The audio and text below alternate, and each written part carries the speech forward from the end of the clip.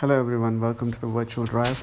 So now I'm going to show you a simple technique how to save your battery life using the shortcuts app of iOS 13. I've added it to my widgets. One is running and pocket mode. I'll be explaining these two scripts now. So go to the shortcuts app. Here you can see I have pre-developed two apps. Pocket mode. Now I'll redo it by deleting everything. Pocket mode is just the name that I have given it custom. So let's redo it again. Go to add action and then scripting, and there you'll find a lot of actions that you would like to do. In that, you go to the network section, and there you can add Wi-Fi and then mobile data, Bluetooth, and battery life.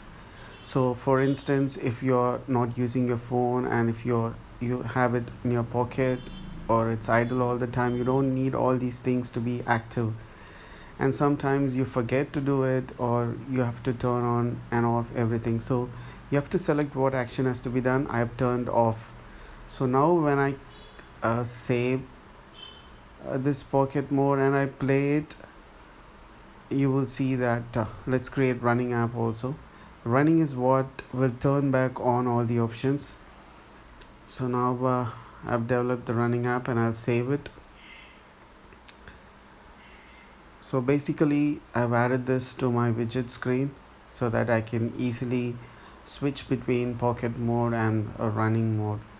So now we can see that I've turned off my mobile network, Wi-Fi, Bluetooth, and it's not in battery saving mode.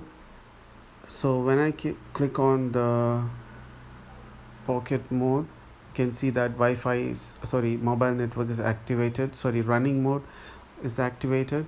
And similarly, when I click on the pocket mode, you can see that battery saver is turned on and all the network connections are turned off, which means it's going to save my battery when I'm not using it, when it's in my pocket.